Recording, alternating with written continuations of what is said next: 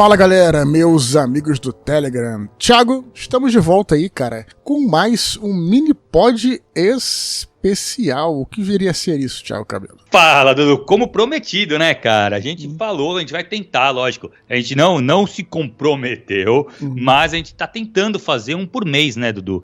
Mini-pod especial, cara, ele é um mini-pod, ele sai também no Telegram, como claro, o mini-pod normal, só que ele tem um tema específico, né? Aqui a gente não lê os e-mails da galera, a gente elege um tema, pega um tema e vai falar sobre ele. Então, assim, claro que ele não tem, Dudu, aquela profundidade que tinha o Desconstruindo. Claro. Porque ele é bem menor, né, cara? Não tem lá 2 horas e pouco. Mas a gente fala sobre um tema que a gente acha interessante. Então, eu acho muito legal, Dudu. Principalmente, cara, pra mostrar o nosso trabalho pra mais gente, entendeu? Esses são, acho que é o caminho mais fácil de trazer gente nova pro mini-pod aqui pra nossa confraria, né, cara? Exatamente. Até porque, assim, você pensa assim, lá nos primórdios do canal do Telegram, né, quando nem existia o mini-pod, antes de existir o mini-pod, a coisa começou ali com os áudios, né, que eu fazia. E desses áudios é que gerava a discussão, né, que veio a se tornar o mini-pod. Então, o que a gente faz aqui também é trazer um tema, né? Claro que as pessoas podem escrever ou não, enfim. Mas de todo modo, a gente também tem que fazer esse relógio girar, dar corda nesse relógio, né? Pra trazer um ponto de partida para uma determinada discussão, né? E como você falou, né? Esse mini-pod especial, ele é muito legal. Se você é um veterano que já conhece o nosso trabalho, é uma boa maneira de você apresentar a alguém que não conhece a gente. E se você não conhece, está chegando aqui pela primeira vez, né? Seja bem-vindo. E lembrando que isso aqui nós temos o nosso trabalho no canal do Telegram, que é o t.me/EduardoSpor, só que também aqui os mini-pods saem todas as quintas-feiras no Telegram, todas as sextas, em todas as plataformas, Spotify e tudo, né? E é isso, a gente acaba levando bastante, na verdade, né, pro lado literário, porque é mini-pod literário, mas a gente acaba falando um pouquinho sobre tudo, né? E nos especiais a gente, como você falou, circula um tema. Então hoje, Thiago, como a galera certamente já viu aí, a gente vai falar de literatura gótica. É uma ideia que, na verdade, veio a partir do Chopp Literário. Pra quem não sabe, temos o Chopp Literário também, que é esse evento que acontece uma vez, é um encontro que acontece uma vez por mês com a galera, tudo, e sempre tem quase sempre, né, a partir de agora sempre tem um tema. É interessante porque a gente geralmente faz esse Chopp Literário antes, daí a gente, até aprende bastante com os participantes, né, e aí fica mais legal de fazer aqui uma podcast sobre o assunto, né. Lembrando mais uma vez, Thiago, isso é importante também para os novatos aqui, reforçando o que você falou, aqui a gente vai falar um pouco sobre o tema para você se interessar, e a gente não é como o Desconstruído que a gente ia fundo e tal, né? Aqui a gente vai falar um pouquinho, vamos falar as coisas básicas e tudo, e o objetivo do mini-pod é de você se interessar e correr atrás do tema, certo, Thiago? Perfeito, Dudu, é isso aí mesmo, cara. Eu acho que assim, a galera quem conhece os outros mini-pods especiais, sabe como é que funciona o esquema, né? A gente não é uma coisa que a gente vai estudar como a gente estudava pro Desconstruindo, né? Claro. Aqui, lógico, provavelmente a gente não deve falar nenhuma grande asneira, porque a gente conhece normalmente os temas que a gente vai falar, né, cara? Sem dúvida. Pelo menos basicamente ali o que a gente vai falar. Mas a gente também não vai aprofundar. Então, foi o que você falou, eu acho que serve mesmo como uma porta de entrada pro tema. Se você curtir e tal, aí tu pode ir atrás e conhecer mais, né? Perfeito, já que a gente tá falando aqui que o nosso objetivo é fazer com que as pessoas se interessem, né, e leia os livros, né, claro, os clássicos que a gente vai falar aqui. Até queria aproveitar, Thiago, e falar um pouquinho aqui como é que surgiu o meu interesse, depois eu quero ouvir de você, pela literatura gótica, mais propriamente pelo horror gótico, né? Quem me conhece aí sabe que eu tô um pouco parado, mas a minha vida foi marcada aí pelo RPG, quer dizer, jogava muito, né, quando era adolescente, quando era mais jovem, tudo, né? Quando eu era jovem, não mais jovem, porque eu já sou velho, então quando eu era jovem, não mais jovem, né? E aí, cara, claro, eu sempre gostei de ler, eu já gostava desde muito cedo, Thiago, de Sherlock Holmes, né, que não é literatura gótica, não é necessariamente horror gótico, mas ele se passa naquele ambiente vitoriano. Então eu tinha uma certa proximidade já com essa época, talvez chamada de Belle Époque, né? Ou enfim, como é que vocês queiram chamar, aquele cenário vitoriano ali, né, da Europa, no caso ali da Inglaterra e tudo, né? Já tinha pelo Sherlock Holmes. Mas aí, Thiago, a gente, na verdade, a gente jogava RPG e aí surgiu na época um cenário que era o Ravenloft, né? Que muita gente deve conhecer aí, que é um mundo de campanha do D&D que ele traz essa proposta de ser de horror gótico, né? Então você tem lá o mundo, né, onde tem lá os domínios dos Lordes Sombrios e tudo tal, e cada um desses Lordes Sombrios, pelo menos no original, era inspirado numa dessas criaturas assim, da literatura gótica, como o monstro do Frankenstein, o Drácula, né? Enfim, enfim, outros, né? O Magic Monstro também tem lá e tudo, mais ou menos inspirado. E aí eu comecei a me interessar, né, por essa temática. Eu fui atrás do tema, comecei a jogar o Ravenloft, mas eu nunca mestrei o Ravenloft porque eu era o mestre oficial de Dragonlance, que é um outro tipo de cenário de campanha que é heróico, épico e tal, era mais o meu estilo. E aí, de repente, caiu nas minhas mãos, Thiago, ou caiu nas minhas mãos, não sei como é que fala, uma caixa que era um suplemento de Ravenloft chamado Mask of Red Death, né? Horror em 1890, e era uma adaptação das regras do AD&D na época para a era vitoriana, né? Para um cenário de terror, num cenário bem que seria mesmo propriamente a literatura gótica, né? Naquela época do Drácula, né? Do Frankenstein, enfim. Frankenstein um pouco antes, né? Mas enfim, aquela época ali do final do século XIX. Cara, eu fiquei louco, Thiago, na época, porque o AD&D, eu não vou entrar em muito RPG aqui, mas era um sistema muito engessado. E aí quando eu vi, peraí, regras adaptadas, né, você vai usar o livro normal, mas regras adaptadas pra você jogar com arma de fogo, que coisa incrível, interessante, tá? Como é que os caras resolveram isso, né? E fui atrás, vi que, cara, é uma das melhores, eu risco dizer que é a melhor adaptação, né, de RPG pra enfim, é esse livro, Mask of Red Death, que adaptou de uma forma brilhante, assim, sabe? Regra de arma de fogo é brilhante, negócio maravilhoso. Peca um pouquinho na questão da magia e tudo, mas enfim. E aí, cara, eu comecei, para poder mestrar, eu comecei atrás, né, desses romances do horror gótico clássico, né, como o Drácula, como propriamente o Frankenstein, como a gente tá falando aqui, Magic Monstro, e enfim, todos esses outros aí, né, o retrato de Dorian Gray, quer dizer, esses clássicos aí que faziam parte desse horror gótico, e achei sensacional. Eu lembro que o primeiro que eu li já foi o Calhamaço do Drácula, que a gente vai falar sobre ele aqui, que é marcante, cara, um livraço, um troço assim revolucionário, e enfim. E daí que eu fui, que eu cheguei à literatura gótica, né? E aí comecei a me interessar, e por aí prosseguir. E você, Thiago, como é que foi essa introdução? Eu acho que talvez você tenha sido um pouco diferente, porque eu sei que você era muito fã do Allan Poe, né, ou não? Sim, cara, na verdade eu acho, eu não lembro direito, Dudu, como que eu entrei nessa parada do gótico, cara. Eu acho que foi provavelmente pro Allan Poe. Eu li o Allan Poe muito, muito mais novo, assim, acho que eu nem jogava ainda, ou se eu jogava, eu não pensava em jogar nada nesse estilo. Eu lembro que eu peguei um livro Gato Preto, que era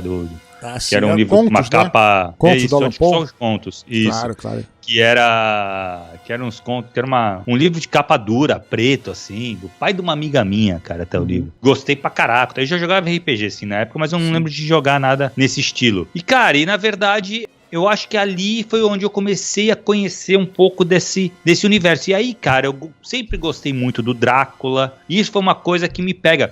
Tanto eu sempre gostei muito de vampiro. Drácula está falando, conhecendo por outros meios. Outras mídias.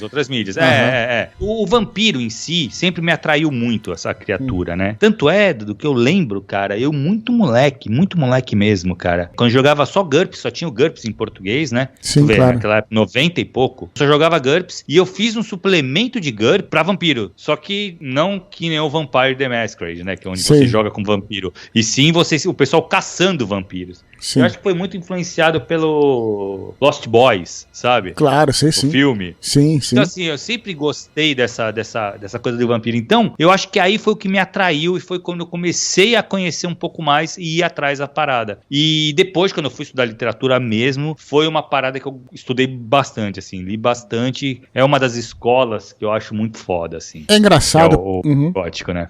Sim, é engraçado porque essa coisa, na nossa época, o Drácula era até mais famoso, eu vou falar uma coisa engraçada aqui, do que propriamente o vampiro. Olha que loucura, cara. Sim, porque sim. A gente falava em vampiro, falava em Drácula, pensava em vampiro e vice-versa, né? Inclusive tinha muitos filmes, né, com essa temática. Nos anos 70 teve uma série de filmes com o Christopher Lee, e também tinha até histórias em quadrinhos, que eu me lembro que tinha uma história em quadrinhos que se chamava Histórias Reais, olha só, que bizarro. Histórias Reais de Drácula. Drácula, não era histórias reais de vampiro, era histórias reais de Drácula. Pra você ver qual era o poder desse nome Drácula, né? Velho? Era um sinônimo, claro, né? Hoje a gente sabe que é diferente, né? Então, quer dizer, tinha essa coisa, né, de você ter essa coisa do vampiro, tudo, né? Era uma coisa muito forte na nossa época e deve, mas antes de seguir aqui, já que você citou aqui o Allan Poe, eu até ia te perguntar, antes da gente entrar propriamente na cronologia aqui, você que... eu também sou muito fã do Allan Poe, aliás, li bastante coisa. Eu acho que ele tem algum romance, eu não sei, porque eu me lembro de ter lido muito conto, né? Não, cara, ele só tem conto. Na verdade, eu acho a maior obra dele, a narrativa de Arthur Gordon Pym, que na Kozak Naif saiu como um livro, mas ela é curta, é uma novela, cara, assim, claro. Não é muito grande, não. O Allan Poe também foi um dos responsáveis aí eu gostar de ler, porque tem cada conto, você citou o Gato Preto, que é um clássico, né? Tem aquele Poço Pêndulo, tem aquele Enterrado Vivo, que é impressionante, aquele conto e tal. Então tem muita coisa de terror, horror ali. Mas o Allan Poe, já que você citou, Thiago, ele pode ser considerado gótico ou ele é mais pro romântico, né, cara? Então, ele percorre, né, várias escolas, eu acho, cara, e cria, né, ainda, ele criou o policial, né, então ele era realmente um cara diferenciado, assim, mas e fora que ele era poeta e tudo mais, mas ele é considerado romântico. Se você for colocar, assim, tu vai estudar o Allan Poe na academia, tu vai estudar ele como romântico. Perfeito. Só que ele tem contos ali que se encaixam perfeitamente na literatura gótica, né, cara? Não tem como fugir disso. Sim. Vamos falar dele aqui, mas já que a gente entrou aqui, né, vamos para a cronologia. Vamos falar o seguinte, Thiago, para quem tá curioso aí, vamos pensar nessas características, né, da literatura gótica. Sempre quando a gente fala de movimento literário, a academia, pelo menos você é um cara da academia, escolhe geralmente um marco, né? Um marco para chamar de seu. Pra chamar de seu. E esse marco é um livro chamado Castelo de Otranto, que eu nunca li, 1764.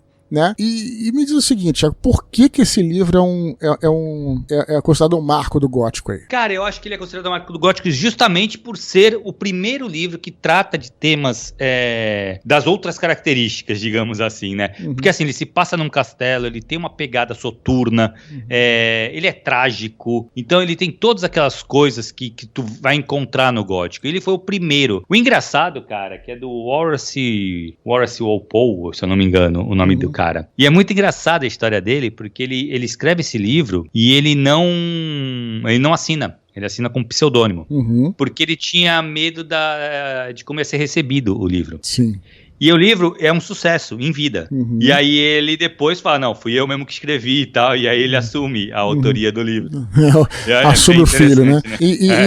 Esse livro não é um livro de horror, né? Mas ele traz essa coisa, eu não li, tá? Você vai me corrigir. Ele traz essa coisa da melancolia do gótico. Eu acho que o enredo é sobre um cara que perde filho, né? E fica tentando recuperar as terras da família, tudo. E, enfim, a obra toda é sombria e termina de forma trágica. Né, pelo que eu pude pesquisar. Então ele tem essa coisa, né? Tem umas características, digamos assim, né? Que o gótico tem que se passar num castelo medieval, não tem essas coisas assim, né? Tem umas características do gótico. Porém, Thiago, isso, eu até entendo lá que o marco inicial seja isso, mas essas características, elas foram um pouco diluídas a partir de certo tempo, né? Porque você vê, tem muita coisa que a literatura gótica não se passa em castelo, por exemplo, né? O próprio Médico e Monstro e tal, né? Enfim. Drácula, sim, né? Tem aquele castelo lá, mas depois é um romance longo, que não necessariamente se passa todo dentro do castelo. Então, eu quero especular aqui, Thiago, que talvez, e é o que eu via muito no Ravenloft, vamos ver se você vai concordar, e se não concordar, melhor ainda, porque a gente vai debater aqui, que a característica principal do gótico é essa coisa da desesperança e de personagem atormentado. É uma coisa que o Frankenstein tem demais, né? O personagem está sempre angustiado, sempre... É até uma coisa meio melancólica, mesmo que você olha assim e você fala, o cara não precisa... escolha ser feliz, meu amigo. Às vezes, sabe? Depois, quando começa a acontecer muita coisa, muito problema, aí realmente você vê que o cara tá no mato sem cachorro, né? Mas desde o princípio essa característica dos protagonistas, os caras são atormentados, enfim, e não tem muita esperança do futuro, né? Faz sentido isso que eu tô falando, cara? Cara, faz sim. Eu acho que uma das características é justamente essa, Dudu. É uma das características principais, né, cara? Que é tu olha pro romance gótico, por mais que você sente a desesperança no protagonista, e tu não consegue ver um final ou alguma coisa que tenha alguma esperança, sabe? Se a gente for pegar, cara, assim, se bem que a gente vai ver de novo, alguns livros góticos, né, alguns romances góticos, eles são muito diferentes uns dos outros e são características de gótico. É que nem o exemplo que tu deu aí. O Drácula, ele é um romance gótico, ele é um dos grandes romances góticos. E, cara, ele não acaba mal, ele não acaba sem esperança, né? Uhum. Ele acaba bem. Sim. Então, não necessariamente tem que ter esse final pesado e tal. Uma coisa que eu acho muito interessante também, que é uma característica do romance gótico, você tratar de coisas antigas, sabe? Uhum. Mesmo para aquela época, né? Então, assim, claro. Essas características, eu acho que o que deixa o gótico é o clima do romance, entendeu? Sim. Eu acho que tem tudo a ver com essa desesperança que tu falou, Dudu. Uhum. Porque eu acho que isso é o que traz o clima, né? Então, assim, quando você tá lendo um romance gótico, você sente aquele clima pesado que permeia o romance todo. Então, eu acho que é fácil você reconhecer a partir daí. Entendeu? Essa coisa de desilusão, degradação, corrupção, isso. né? Uma coisa que tem muito no gótico também. Eu me lembro muito, aí voltando pro RPG, no Ravenloft, que trazia esse clima desses lordes sombrios aí dos domínios. Eles eram extremamente poderosos, assim como o Drácula, né? Só que eles sempre tinham uma maldição. Eles não só não podiam sair do domínio, isso é uma coisa, mas eles sempre estavam atormentados, sempre tinha uma maldição que, enfim, que os perturbava, tal, sabe? O cara não conseguia, o cara até era poderoso, mas não conseguia exercer esse poder de forma que ele, enfim, é uma coisa pesada, né? Então, isso aí é o que eu penso, mais ou menos, da característica, né? Então, eu acho que é exatamente isso. Aí a pessoa vai falar assim, pô, mas isso aí é meramente uma tragédia, né? Só que eu acho que tem uma diferença. Você pega, por exemplo, Romeu e Julieta lá, quer dizer, uma história romântica que termina super mal. Se você conhece o final de Romeu e Julieta, não tem spoiler. Uhum. Mas ali existe o romance, né? Dos apaixonados, dos jovens apaixonados, etc. Na literatura gótica não tem isso, claro, tem a paixão, claro, existe muita coisa da paixão, mas sempre uma paixão que não consegue se realizar, sempre uma paixão que tem alguma coisa ali que você não consegue consolidar, tem alguma coisa impedindo. É um negócio pesado, né? Então acho que isso aí eu vejo dessa forma. Essas coisas têm que às vezes ser um pouco abstratas mesmo, porque é difícil você checar, né? Você marcar todos os tópicos da literatura, tem que ter isso, tem que ter isso. Aí acaba que nada né? Só outros vão ser, né? Enfim. Exatamente, é isso aí. Tiago, falando nisso, cara, já que a gente tá falando tanto dos romances góticos, das histórias góticas, eu queria até comentar sobre alguns aqui, né? E porque a literatura gótica, ela acabou se valendo muito do horror, né? E, cara, pegando assim, cronologicamente falando, né? Embora todo mundo fale Drácula, a gente pensa muito no Drácula, mas bem antes do Drácula, você tem o Frankenstein, né, Thiago? Que foi Sim, exato. Primeiro foi o Castelo lá, que a gente falou, mas eu acho que, pra mim, assim, foi o primeiro de horror gótico, clássico. É o primeiro que eu digo cronologicamente falando, né, Thiago? Sim, cara, eu não tenho certeza disso, Dudu, mas eu acredito que sim, cara. 1818 a publicação. E ele já é de terror, né, cara? Isso que é a grande diferença. Porque o Castelo de Otranto, ele tem você vê, ele também é um pouco, como é que se fala? Soturno. Mas e tem algumas coisas inexplicáveis também ali. Mas eu não encaro como terror, não, cara. Eu lembro que eu li não tinha essa pegada aí. E diferente do Frankenstein, né? O Frankenstein, você sente o terror ali, né, cara? Você sente Se bem que o terror do Frankenstein é um terror diferente. Psicológico e interno, mas é muito foda. Mas é muito foda. Eu acho assim que, primeiro, é interessante a história, que todo mundo deve saber já, mas já que a gente tá fazendo um programa sobre isso, de como é que foi escrito o romance, né? Na verdade, como é que foi escrito o conto, porque o romance que nos chega é a partir de um conto que foi escrito pela Mary Shelley, né? Que teve uma erupção de um vulcão, né, nesse período, o vulcão Tamora, né, na Indonésia. E aí, essa erupção desse vulcão, ela encobriu praticamente todo o hemisfério norte, né? Então, um grupo de nobres foram para uma casa no campo, né? Dentre eles, o Lord Byron, que também é famoso, tudo, né? Mary Shelley com o marido dela. E aí, eles estavam confinados ali durante esse tempo, e aí, para passar o tempo, eles resolveram ler histórias de fantasmas. E até que o Lord Byron falou, olha, vamos cada um fazer aqui escrever, né, uma história de terror e tal. E daí que surgiu a ideia de escrever o Frankenstein, que teve várias versões, na verdade. Você tem até livros que pontuam as versões, e o que acabou se consagrando, né, foi essa última versão que publicada em 1818 pela Mary Shelley, né, que aliás até foi contestado se foi ela que escreveu, porque é realmente impressionante, cara.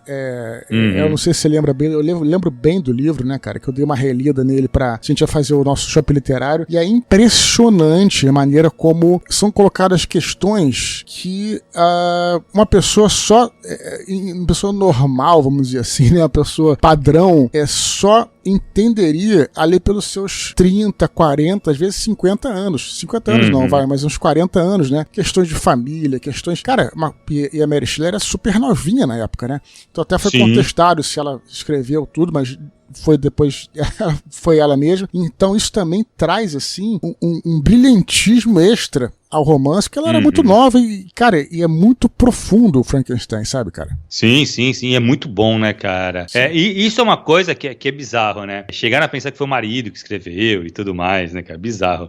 Mas, cara, e ela pegou o conto e depois ela retrabalhou esse conto, né? Falaram que no dia que ela leu o conto lá na noite, falaram que a galera ficou assustadíssima, cara. E aí ela pegou esse conto, prolongou, né? Aumentou ele um pouco e tal, acho que fez... E, cara, ele criou um romance que pra mim é absurdamente foda, cara. Eu acho ele muito, muito bom, cara. E se trata dessa história do médico, né? Victor Frankenstein, o que é até interessante, porque você começa... É aquela coisa de um contando a história do outro, né, cara? Começa lá no Ártico, né? E depois ele vai contando uma história, tudo, que se refere a outro personagem, etc. Então, essa história desse médico aí, que desde bem cedinho, né? Ele era interessado pelas coisas da medicina, tudo, foi estudar medicina, mas ele também era interessado por essas ciências, vamos dizer assim, como o galvanismo, né? Como, eu não sei se ele chega a citar alquimia, mas alguma coisa assim. Era interessado nessas pseudociências, chega na universidade, já é rechaçado, o cara fala assim, se você falar isso aqui, tu vai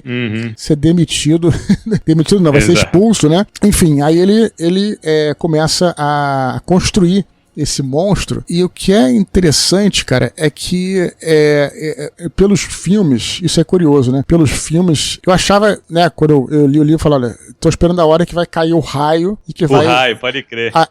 Vai animar o monstro, né? Só que no romance é curioso, cara, não fica claro, né? Quer dizer, fica claro que é um ser humano um pouco maior, porque ele diz que ele precisa, enfim, pegar pedaços maiores para ele poder enxergar os tendões e tal. É uma coisa que ele coloca dessa maneira. Então parece ser um gigante, mas sei lá, talvez um gigante de 2 metros e pouco, não um gigante de 5 metros nem nada. E aí, de uma hora pra outra, né, esse ser acaba nascendo, acaba vivendo, né? E aí ele acaba fugindo essa criatura, aí ele fica preocupado, pô, cadê a criatura? Será que vai andar pela universidade e tal? O ser vai lá pras montanhas e tal. E é interessante que depois ele encontra esse ser, e o ser também é atormentado, assim como ele. Ele fica atormentado. O Victor Frankenstein fica atormentado, porque ele não sabe cadê essa criatura, o que vai acontecer, o que se é um sonho, se não é. Ele fica assim, né? E o monstro, depois que o encontra, fala, olha só, eu tô sozinho. E o monstro também tinha uma coisa muito interessante, que também é o dilema do monstro, que o monstro, no princípio, ele não era maligno. Ele tentava se aproximar das pessoas, mas as pessoas tinham muito medo dele. E fugiam, enfim, e tudo mais. E aquilo vai gerando, né? E tem até uma cena, não vou dar nenhum spoiler do livro, mas tem uma cena que ele tenta verdadeiramente falar com o cara, sabe, cara? Faz de tudo, sabe? E deve ser um negócio, assim, muito angustiante também, porque imagina você querer falar com uma pessoa, assim, de bom, né, de boa fé, e a pessoa, né, te tratar como um troço horroroso, né, cara? E como um monstro e tal. Então, enfim. E aí tem isso aí, o monstro pede pra ele fazer uma companheira pra ele, né? Eu até pensei, pô, vai surgir uma noiva de Frankenstein, porque tem um filme, né, cara? Mas não. O cara fala, não, nunca mais vou fazer isso, tal. É um absurdo, lá. E o monstro começa a caçar a família dele, começa a matar todo mundo. Então, quer dizer, é uma parada que olha só a coisa desse romance. Tem vários pontos do romance que eu acho que você fica assim, pô, esse cara poderia tomar uma outra decisão que ia acabar com o problema, sabe, cara? E de repente ele toma as decisões que aumentam o problema. Tá entendendo o que eu tô falando? Exato. E aí você vê, cara, é uma história bem interessante. E é trágica pra caramba também, né, Dudu? Totalmente trágica, cara, porque também... Tem um outro ponto do Frankenstein, que tem o pai dele, que vai ajudando ele e tal, etc. E aí você também pensa assim, né, tipo assim, porra, daquele pai que quer ajudar o filho que tá... Não tem nada a ver com drogas esse romance, mas sabe os pais que veem que o filho tá se perdendo, né? Tá se perdendo em declínio, o pai não consegue fazer nada, gasta tudo que tem, toda a fortuna, sabe? É pesadíssimo. Tem muita gente que classifica esse como a primeira ficção científica e tal. Eu hoje discordo um pouco, né? Porque eu acho que... porque o foco não é a ciência, né, cara? Exatamente, cara. O foco não é a ciência. Parece, né? Porque quando vê pelos filmes, exato. Tem o negócio do raio, né? Na verdade, a eletricidade, ela é citada numa passagem do romance que parece que um raio cai numa árvore, aí até o médico fica interessado, o que vai ser o médico, ele é garoto, ele fica interessado, né, na eletricidade e tudo, né? Como uma das ciências pro futuro. Mas isso acaba que não se concretiza e fica em segundo plano, porque não é esse o objetivo, né, Thiago?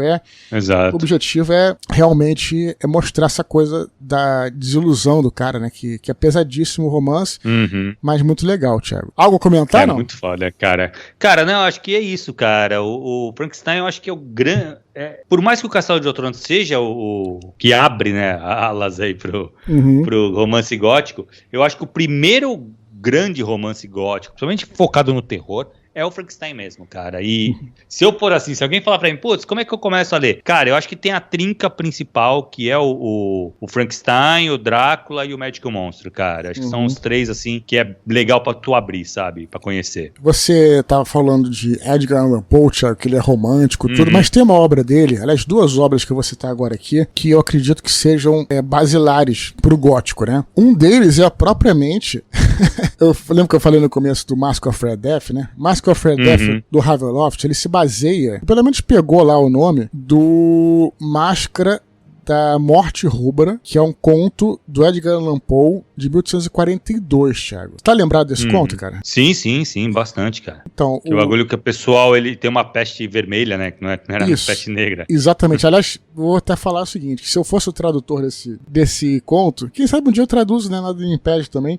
Cara, a galera não entendeu, é engraçado, né? Máscara da Morte Rubra ou Máscara da Morte Vermelha. Tem essas duas traduções em português. Cara, mas Red Death, ele tá se referindo à peste negra.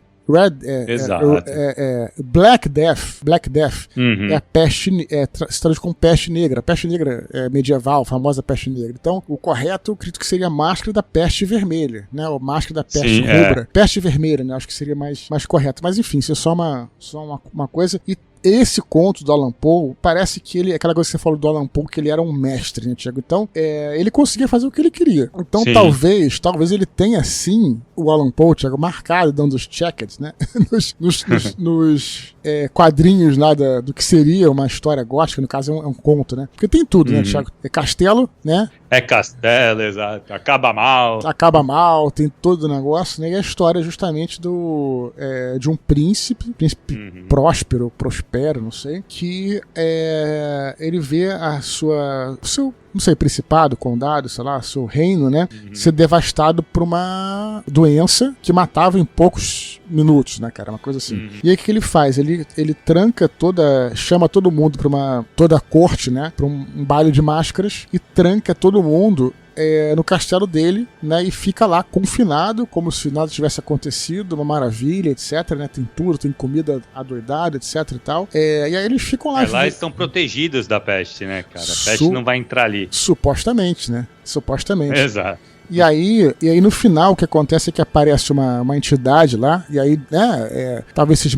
certamente é uma alegoria, mas pode encarar como alguma coisa sobrenatural, né? Parece uma entidade com uma máscara vermelha, né? Porque era um baile de máscaras, afinal de contas, né? E aí, quando chega diante lá tem aqueles relógios lá e tal, os relógios das badaladas, e aí as pessoas percebem que essa entidade não estava mascarada, ela era justamente a própria Morte Vermelha, a própria peste vermelha, né? A máscara da Morte Vermelha, a máscara da Morte Rubra. E aí, como foi colocado no início do romance, né? Que matava em segundos. Então vai um cair atrás do outro, cai todo mundo, né? Enfim. E aí todos morrem, né? No final da história. E eu vejo isso, Thiago, como essa coisa que o Stephen King traz também muitas vezes no Cemitério, tudo, como essa coisa de você, homem versus natureza, né? A natureza sempre vai ser mais forte do que o homem, eu colocar assim, né? Lembra que no Cemitério, o Cemitério Maldito, né? Que tinha lá o cemitério de animais, você enterrava os animais e sempre falava, você não pode enterrar nunca seres humanos, que eles voltam dali de uma maneira não muito legal, né? E aí você vai desafiar a natureza, né,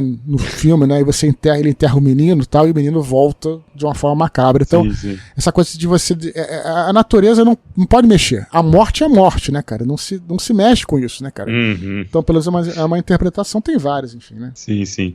Cara, então, assim, isso eu acho que é o Alan Poe, ele tem esse da máscara da morte vermelha, né? Morte rubra. Mas, cara, ele tem um, que é A Queda da Casa de Usher, que eu acho que ele tem todas as características de um romance gótico. Não é um castelo medieval, é uma grande mansão, né? Tá bom, vai ter outras traduções, tu tem outras traduções que falam o Solar Usher e tal, mas assim... Mas é exatamente isso, é uma grande mansão. Cara, a discussão que ele faz ali, a casa de Usher que ele fala, é muito foda, porque tem a ver com aquilo que eu falei também, de conversar com o antigo, né, cara? Com o passado. Então é exatamente isso. A queda da casa de Usher não é a queda do físico, né, da casa física, e sim da família Usher. Então, cara, mas o conto ele é muito bem feito, cara. E ele tem todas as características de um conto gótico, de um romance gótico, né? É que é um conto. Uma coisa que eu tava pensando aqui, e aí isso me veio agora, mas enfim, que você tava num período também ali, né, no final do século, se bem que lá no meio do século XIX, que a nobreza já tava meio decadente, né, Thiago? Vamos lembrar que a gente teve a Revolução Francesa em 1789, claro que a nobreza continuou e tudo, né, mas quando você tem depois a Primeira Guerra Mundial, não quero entrar muito em discussão histórica aqui não, mas você tem o fim dos impérios, né? A Primeira Guerra Mundial foi o fim do Império Otomano, foi o fim do Império Austro-Húngaro, foi o fim do Império Russo, né? Então você já está vendo uma nobreza decadente também, né? Então eu me pergunto, Thiago, honestamente, se isso também não pode ter refletido, né, cara? Aquela coisa de a sociedade industrial, se tá me entendendo, né, na Revolução Industrial lá do final do século XIX, tudo isso pode ter influenciado essa turma, né, Thiago? Quem sabe? Não, com certeza, Du. Eu acho que tem isso. Tem uma coisa também, cara, que é uma característica ali dessa época. O mundo, ele tá deixando de ser um mundo rural, né, cara? E tá indo mais para cidades. Então, tu vai ver ali, o próprio Drácula, ele trata disso, né? O cara sai de uma cidade na Romênia, na Transilvânia, para ir para Londres, sabe? Uma grande cidade. Então, essa coisa do ir para grande cidade é uma grande diferença. E isso tá muito presente nos romances góticos também, cara. Isso é uma parada bem legal. Continuando, Thiago, já que a gente falou aqui de Edgar Allan Poe, a gente tá falando que o Allan Poe não era gótico, mas a gente tá puxando um monte de goticismo dele aí. Mas eu só quero falar mais um aqui, que não é nem um conto nem um romance, Thiago, é um poema. Olha só que coisa interessante, né? Que é o Corvo, né, Thiago? Que é de 1845. É o Corvo, cara.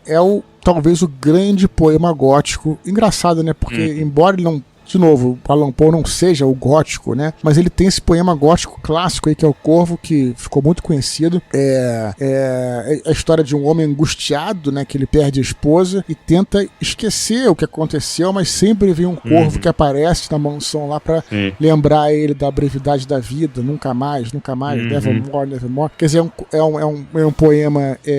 que ficou muito famoso. Aqui no Brasil a gente tem duas traduções excelentes. Olha só o calibre dos caras que traduziram: o Machado de Assis e o Fernando Pessoa. Fernando Pessoa, foda, né? Mas eu vou dizer, Thiago, agora eu vou ser apedrejado, agora é chuva de pedra aqui, que eu adoro a versão dos Simpsons, cara, do Corvo. Já viu essa versão? Sim, já vi. Eu acho que era um especial lá dos Simpsons de Dia das Bruxas, coisa assim, né? Que sempre tinha umas histórias incríveis, cara. Adorava. E tem uma que é o Homer, e aí fica um corvo com a cara do Bart e fala: nunca mais. Mas o que você acha, cara, desse poema aí, cara? Você que é um cara que é mais de poema do que eu, né? Cara, eu acho que é o grande poema, cara. Assim, acho que em questão de poemas curtos, eu acho que se ele não é o melhor poema curto que eu já li, ele tá brigando muito pra ser, sabe? Eu acho que ele tem uma perfeição. Tem um ensaio do Poe que chama Filosofia da Composição, que ele explica como que ele compôs esse poema, né? E eu até uso muito no meu curso de contos, porque você pode usar perfeitamente isso para um conto, essa mesmo esquema, né? Cara, e ali tu vê como ele construiu o poema, como esse poema ganha força, cara, depois que tu percebe como que ele fez tudo que tá nesse poema, Dudu, tem por que estar lá. E aí a gente vê isso. Por que ele fez isso, sabe? Até o próprio Nevermore. Por que esse Nevermore? Ele queria essa sonoridade que cai, né? Que tem aquele Nevermore, que pesa. Então, assim, tudo isso foi pensado, cara. Cara, pra mim é um texto, porra, muito foda, cara. Muito, muito, muito foda. Poema é difícil a gente ler traduzido, apesar dos mestres que traduziram. Exato. Né? Mas, enfim, vale a pena correr atrás, né? Que é um clássico aí. Pelo menos assistam no YouTube, você acha que se encontra o Corvo Simpson, né? E, Thiago, nessa cronologia que a gente tá seguindo aí, a gente também tem aí um livro que eu sei que se amarra, cara. Você adora. Eu também adoro, que é o Médico e Monstro, de 1886, do Robert Louis Stevenson. Antes de você falar, deixa eu falar umas palavras aqui, porque eu também sou fã número 1, tanto do livro, né, quanto do Robert Louis Stevenson, que é que é o autor que escreveu pra mim um dos melhores livros que existem aí, que é o Ilha do Tesouro, que eu acho livro infanto-juvenil, né, cara, que eu li quando criança, adorei, depois reli depois de velho, achei mais legal ainda, que é o Robert Louis Stevenson e o Médico e Monstro, né, que na verdade o que eu acho bacana do Médico e Monstro é que é um livro curto, Thiago. A gente pode chamar de novela, noveleta. Ele é maior que um conto, né? Eu acho, né? Eu acho que ele é maior que um conto, mas ele não chega a ser um romance, né, cara? Sim. Ou se é um romance bem curto. Cara, eu acho sensacional. Ele traz toda essa pegada, né, gótica também aí, dessa desilusão e tal. E, cara, o que eu acho mais foda do Médico e Monstro é toda a discussão que tem por trás desse conto, né? Porque a ideia do médico ali, do Jekyll, é fazer um soro onde ele possa ser livre. Então, assim... Isso é o final, né? Que é legal porque... Exato. Isso você sabe no final, e é bacana porque, cara, você... Só pra... Eu quero contextualizar, às vezes a gente pensa que começa com essa premissa. E não, isso só sabe no final, né, cara? Que isso é bacana, Exato. Porque é tudo mistério pra chegar lá, né? Mas continua aí, cara. Não, então, mas imagina assim, né, cara? É muito difícil a gente falar de Médico Monstro hoje, porque quando você vai pegar o Médico Monstro, você já sabe o que você vai encontrar, né? Claro. E a galera que não tem problema nenhum de dar época, nada. A galera da época não deve ter, cara, imagina como deve ter sido, sabe? Tu descobrir que são a mesma pessoa. Mas o que eu acho bem interessante é você entender que, assim, o Jekyll, ele tava querendo fazer exatamente isso, entendeu? Ele queria realmente criar um soro, criar alguma coisa onde ele pudesse ser livre. Porque aí a gente vai pensar naquela sociedade victoriana, onde todos os costumes, tudo era muito, cara, aquela época dos cavalheiros, né, cara? Então era tudo se exigia normas de conduta, né, muito engessadas. Tudo, né, cara? Extremamente engessado. Formal, né? Muito formal, né, cara? Exato. Porque as aparências contavam demais, né, cara? Demais. E aí, quando ele toma o soro, ele tá livre. Ele pode fazer o que for, cara. Ele bate numa velhinha na rua. E dane-se.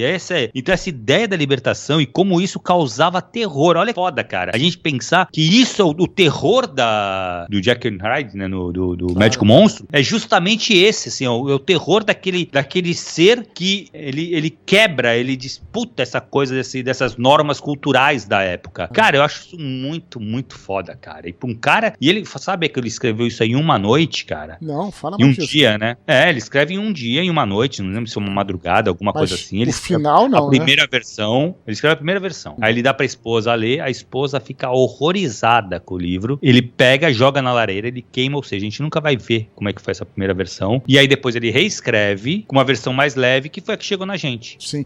Bom, você tem que ver o seguinte também, né? O que eu achei bacana do Médico Monstro, a gente tá falando, se a gente for pegar em ordem cronológica, é que você pegou ali na Corvo, a gente falou aqui da Marcha da Morte Vermelha, a gente falou sobre o Frankenstein e tudo, mas essa história, ela te coloca no meio da cidade mesmo, né? Porque é uma história 100% urbana, né? E também é uma história, Thiago, vamos ver se você vai concordar comigo, é uma história também de investigação, né? Porque a gente sabe o que é o Médico Monstro, né? A gente sabe, como você falou, né? Você vê Liga Extraordinária, você sabe do que se trata, né?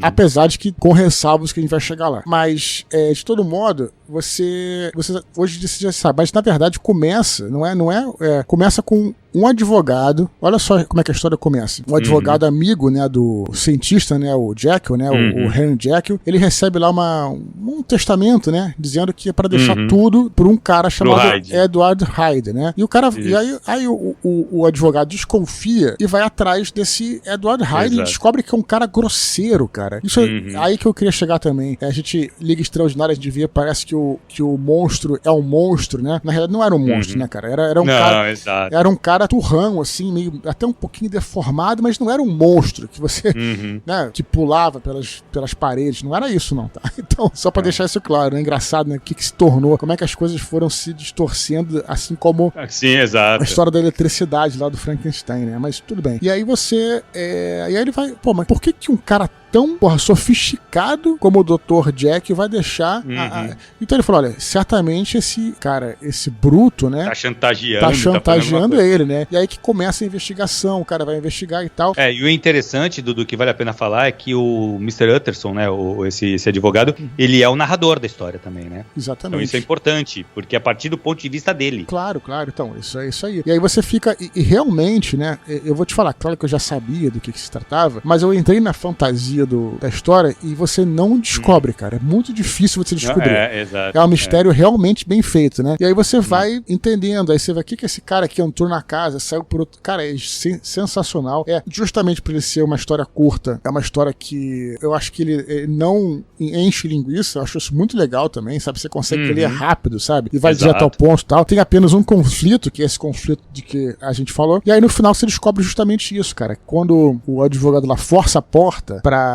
Enfim, ele tava procurando vários tipos de ingredientes, né, pra fazer essa fórmula que o transformava no monstro, né? E aí ele fica meio adicto ao negócio. Então também isso eu achei interessantíssimo, porque esse período, não sei se foi usado isso, mas a questão das drogas já existia. Tem que lembrar que essa época era a época do ópio, né? Claro que o ópio deixava o cara bodão, né? O cara meio anestesiado. De todo modo, já existia essa coisa da droga de você sair de si, né? Sem falar da própria absinto, todas aquelas coisas antigas. Sim. De qualquer maneira, então tem essa coisa do vício numa droga, sabe? O cara realmente, você sente isso. Se você fizer uma leitura com essa chave de leitura, você vê que o cara ele fica, cara, eu preciso disso e eu tenho que fazer aquilo e eu faço qualquer coisa pra obter esses ingredientes, que tinha que ser os ingredientes certos pra ele fazer a fórmula dele, pra ele virar o Edward Hyde, né? E aí, cara, tem uma cena muito, muito gráfica. Não sei se você lembra disso. Quando o cara vai, acho que esse advogado vai forçar a porta pra entrar no gabinete, o cara tá tomando a forma, ele se transforma de uma maneira, porra, cara, sinistra, cara, visual, parece a mão dele se modificando, os ossos, sabe, se contorcendo, um negócio impressionante, sabe? E aí é isso que você falou, né, ele se transformava no Edward Hyde, tem toda essa coisa por trás aí, né, de você poder fazer o que você quer fazer sem você ser julgado pela sociedade, né, vamos dizer assim, né, porque a sociedade o julgar, sempre julga, né, isso é normal, mas tem essa coisa muito interessante aí, e dessa Londres bem vitoriana, né, onde já tinha lá os prostíbulos, tinha, enfim, essas casas de ópio, tinha as casas de baixo meretrício, tem essas zonas de baixo meretrício e tal. Então, e falando em Médico Monstro, Thiago, já que a gente tá nessa seara de uma história urbana, de uma história que você antagoniza, né, o sofisticado com o rude, né, o bem com o mal, tudo. Outra história que você pode fazer um paralelo é o retrato de Dorian Gray, né, Thiago? Em relação ao Médico Monstro, né? Que é de 1890, só pra marcar aqui, do Oscar Wilde, né? Exato. E ele na verdade, ele tem uma parada não deixa de ser parecido a esse ponto, né? Porque se você for pegar o Dorian Gray, ele pode cometer qualquer pecado, porque quem absorve o pecado, quem vai se degradar é o quadro, não ele. Quer falar um pouquinho então da sinopse do é muito história? Foda, né? Não, pode falar tudo. Tu leu há pouco tempo, não leu? Sim, esse foi um livro que eu li há pouco tempo pra fazer o chopp literário, tô mais fresco da memória aqui. Mas é isso, né? A história de um cara novo, né? E aí tem uma amizade com o Lorde e tudo lá, e também com um pintor, né? E é um rapaz muito encantador, vamos colocar dessa maneira. Todo mundo, né? Achava que o cara, porra, muito educado, porra, tinha grana, enfim, muito bonito, tudo. E seria perfeito, né? Vamos dizer assim, sabe? Aquela coisa... É o que você vê no Instagram, né? Aquela vida perfeita, né? Você vê no Instagram. E aí, cara... você vê que ele também tem os seus pecados. Aí ele fala, pô, eu vou envelhecer um dia, tá? Eu vou perder esse meu encanto, tudo. E aí, pensando nisso, um pintor que é amigo dele faz um retrato dele, e aí não explica muito como que aconteceu, não acontece nenhum ritual de magia negra, não é nada disso que vocês estão pensando, mas acontece que ele presenteia o Dorian Gray com o retrato, né, pintado, etc. E aí ele deixa num canto tipo num sótão da casa dele fechado com um tecido, né, isso, Thiago? Tipo um veludo, coisa assim. E as coisas que ele faz de errado na sociedade lá, sei lá, enfim, vai lá num bordel e, sei lá, bate numa prostituta, coisa assim. Isso acaba refletindo, né, ao longo dos anos nesse retrato, não é isso, Thiago? Exatamente, cara. E ele fica intacto, né? E ele realmente não envelhece, não acontece nada. Isso, é o retrato de novo, que envelhece. É a mesma parada eu acho que é a mesma crítica, né, cara, que é feita do Médico Monstro. Porque a sociedade julga, só que a aparência é o que importa, né, cara? Claro, não e é muito foda, porque o Lorde, ele é um filho da puta, né, cara? E o narrador fala, puta, ele vai destruir a vida do cara, do moleque e tal. Porra, é bom pra caralho esse livro. Eu só acho, não é propriamente uma crítica, né, mas eu senti falta. Olha só quem sou eu, Thiago, criticando um clássico, né? Quer dizer que eu adorei esse livro, aliás, como o Thiago falou, li recentemente, adorei. Achei que poderia ser um pouco menor, poderia ser um pouco mais enxuto a história poderia ser um pouco mais enxuta, né? Eu acho que é o grande livro do Oscar Wilde, né? Tem outros aí, mas acho que esse é o grande livro. Mas eu acho que ainda poderia existir, não uma explicação, né? Porque você não precisa de explicação no sobrenatural, mas existir alguma coisa, sabe, cara? Porquê do quadro, né?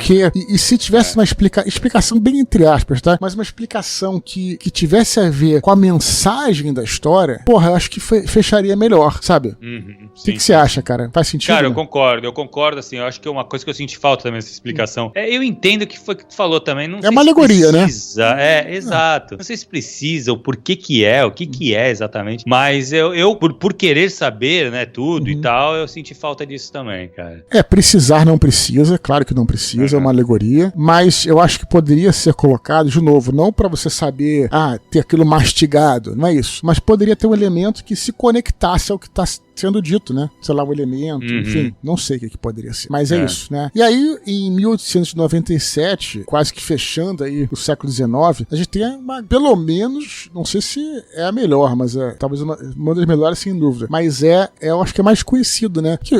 Quem será que é mais conhecido, né? Será que é o Drácula ou será que é o Frankenstein? É muito difícil, né? Hein, cara, é muito difícil, mas eu acho que o Drácula ainda é mais conhecido, Dudu. A figura do vampiro, né? Ela foi mais explorada depois do Drácula, né? Então eu acho que o vampiro é mais potente, assim, como criatura. E aí, o Drácula, eu me lembro que eu li, foi o primeiro que eu li aí que é um livraço, né? Não só em termos de qualidade, mas é um calhamaço, que eu li justamente nessa época aí quando eu comecei a jogar o Ravenloft. E, cara, eu me lembro que eu fiquei impressionado, porque é um livro antigo, né?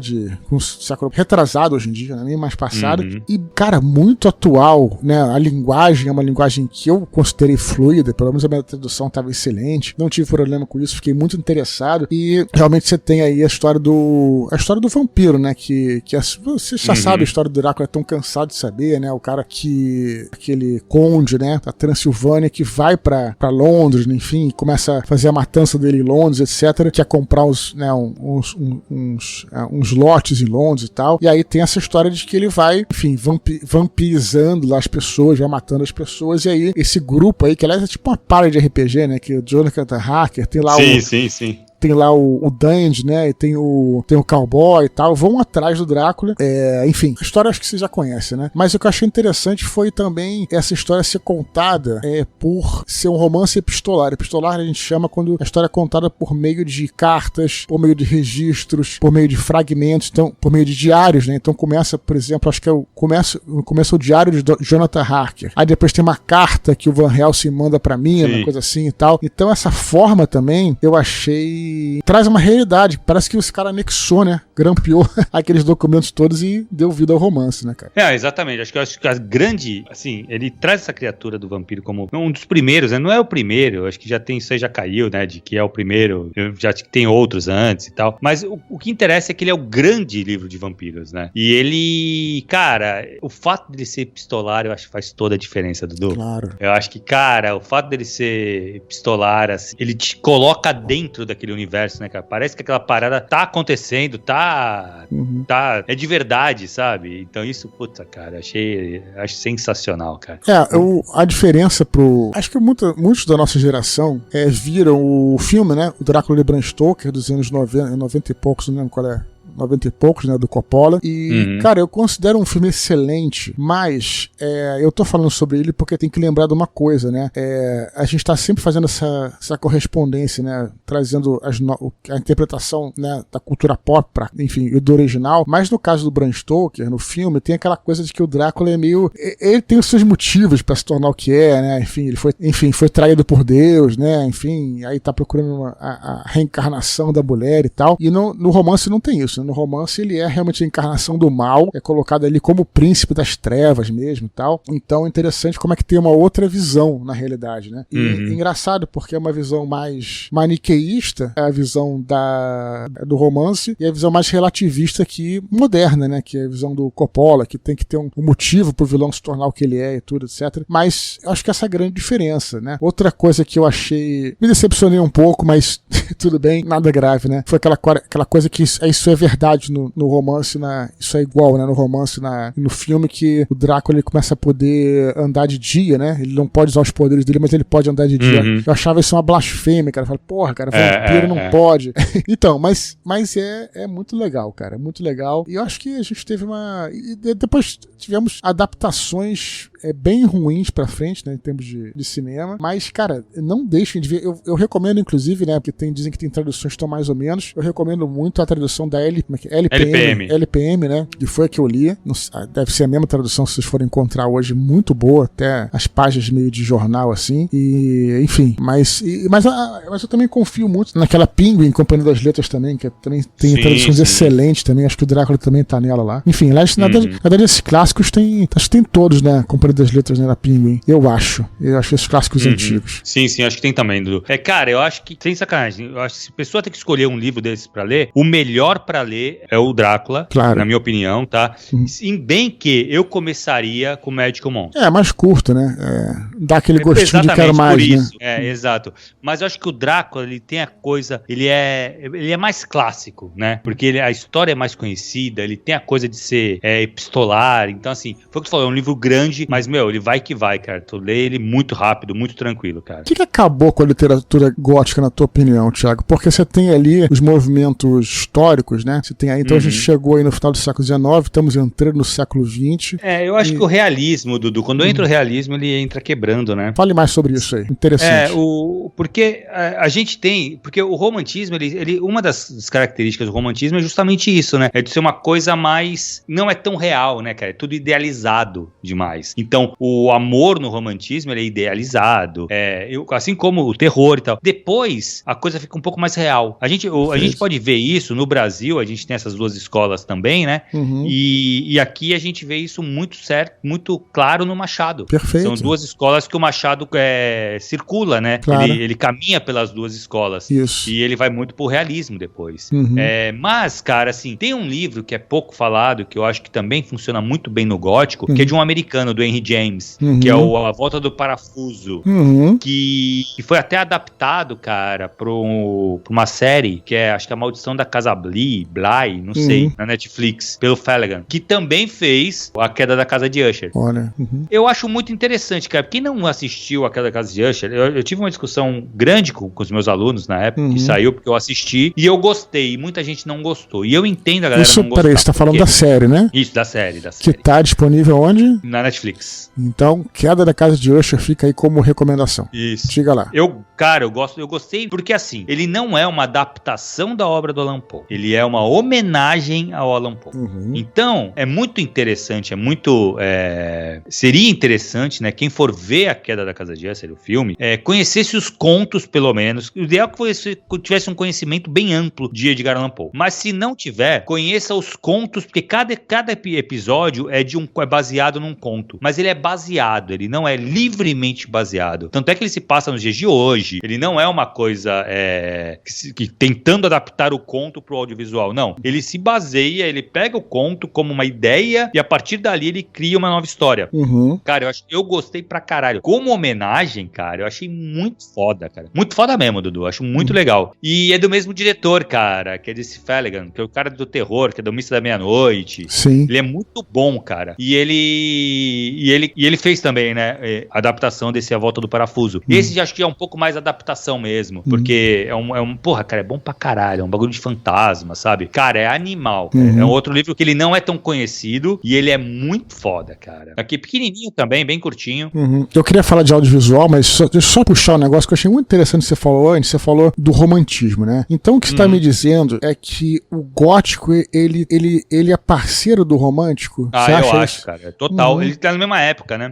Ele se desenvolve na mesma época que o romantismo. Sim. É que o romantismo teve várias escolas, né? Teve a escola americana, a brasileira, mas assim, a europeia. Então assim, eu acho que tem várias escolas e ele nasce junto, né, o gótico, então nessa época aí. E aí você falou do realismo. O realismo é uma escola que vem depois, né, do romantismo, meio contemporâneo, mas acaba vindo depois, e faz todo sentido o que você está falando, porque o terror não morre, né, o terror continua, né, então você começa a ver que lá pra frente, pros anos 20, você tem essa coisa do realismo, mas aí você tem, por exemplo, Lovecraft, né, que era muito realista, né, cara, é claro que era, quer dizer, claro que é terror e tudo, mas não tem nada de idealizado ali.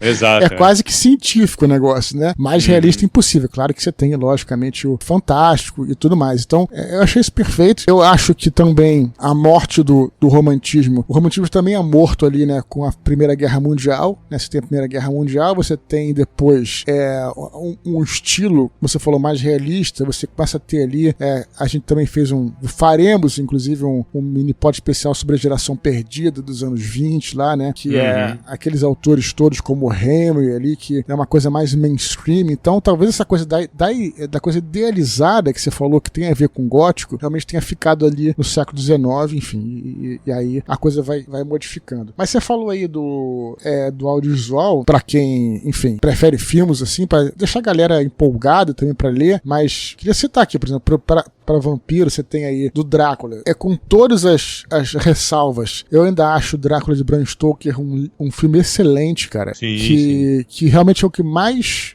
se assemelha com o livro, porque você vê, cara, você tem um monte de filmes do Drácula, você tem do Bela Lugosi, aquele antigo, você tem o que eu falei do Christopher Lee, tem um monte de filme de Drácula, mas eles focam mais na questão do vampiro, enfim, do vampiro como vilão e tudo. Claro que o Drácula é vilão também no romance, mas aqui ele tenta te contar a história do Drácula desde lá da Idade Média, entendeu? Então eu acho que é um bom filme, né, pra você conhecer a história, os filmes do Drácula. Você tem também, Thiago, olha, bem antigo aqui, o Nosferatu, né? O Nosferatu, que é considerado um clássico do expressionismo alemão, mas ele, que é de 1922, né?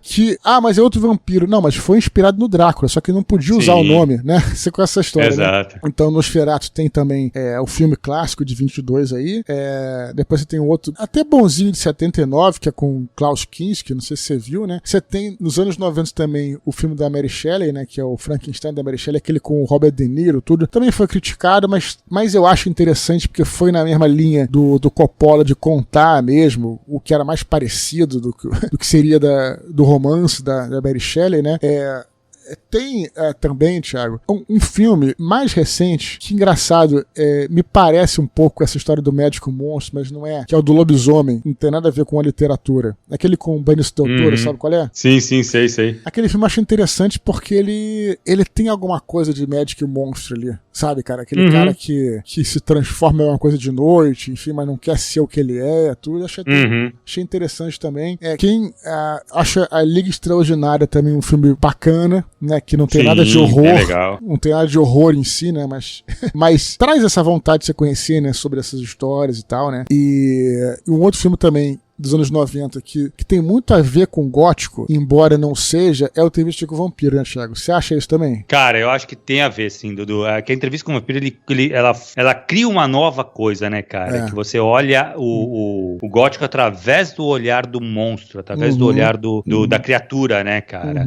Então, ela te coloca na posição da criatura, o que vai bem diferente. Que nem quer ver o exemplo que a gente pode citar, foi o que a gente falou do médico monstro. O Jack, ele quer virar um monstro para poder romper com as coisas da sociedade. Então, assim, o que faz o Jack, o que faz o Hyde monstro, é ele contra as normas da sociedade, né? Isso aí. E ali, no Entrevista, a gente tá do lado da criatura. Então, é bem diferente. Ela consegue realmente dar uma renovada, né, cara, na parada. Claro, claro. E também é aquela coisa que... E tem outros elementos ali do gótico, né? Por exemplo, se você pegar o Retrato do Dorian Gray, aqueles personagens do Retrato do Dorian Gray, eles têm um círculo de admiração, né, pelo Dorian Gray, que é semelhante do que o Louis, o Lestat sentia pelo Louis, e depois de que o Armand sentia pelo Louis e vice-versa, sabe? Aquela coisa da admiração que ele tinha pelo outro vampiro, sabe, cara?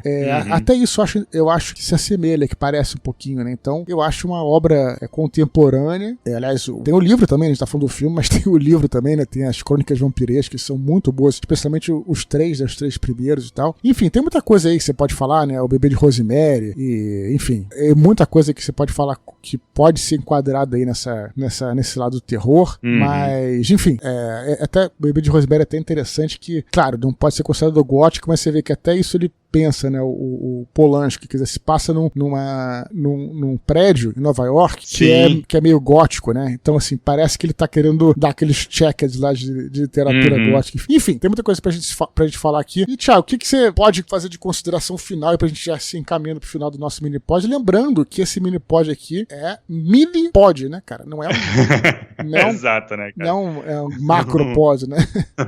Dudu, eu acho que assim, eu acho que o que fica, e eu acho que é o importante, é que a galera leia esses livros, sabe? Vá atrás, cara, pra conhecer isso. Cara, assim, a recomendação, quer começar algo mais leve, não que a história seja leve, tá? Mas é menor e tal. O Médico Monstro, a Volta do Parafuso, eu acho que são entradas em coisas menores, e cair os clássicos são os clássicos. Então, tanto o Retrato de Dorian Gray, quanto o Frankenstein, o Drácula, cara, merecem ser lidos. E, depois de ler, cara, manda mensagem pra gente, manda e-mail pro eduardospor@gmail.com, porque lá, assim, você manda esse e-mail que a gente vai ler lá no Minipod e vai trazer isso de volta, sabe? A gente vai poder discutir bastante sobre isso, cara. Exatamente. Espero que nós tenhamos aumentado, né, a lista de leitura de vocês, né, que é nosso objetivo. Sim, exatamente. Fazerem vocês gastarem dinheiro com o livro, né? Não é isso? Boa, claro. Maravilha, Thiago. Muito bom. É isso aí, Dudu. Cara, lembrar a galera, então, pra escrever pra eduardospor@gmail.com, lembrando que todos os e-mails são lidos lá no Minipod tradicional, cara. Então, se empolgou, a gente falou alguma bobeira, a gente falou alguma coisa que não tem a ver, ou então, você se empolgou com alguma coisa, você quer comentar sobre esse episódio, manda e-mail que a gente lê lá no Minipod tradicional. Exatamente. E se você estiver escutando esse áudio por outras mídias ou plataformas, acesse o nosso canal no Telegram, que é o t.me/EduardoSpor. Fechou, Thiago? Fechou, Dudu. Valeu, galera. Até semana que vem. Até a próxima. Um grande abraço e tchau, tchau.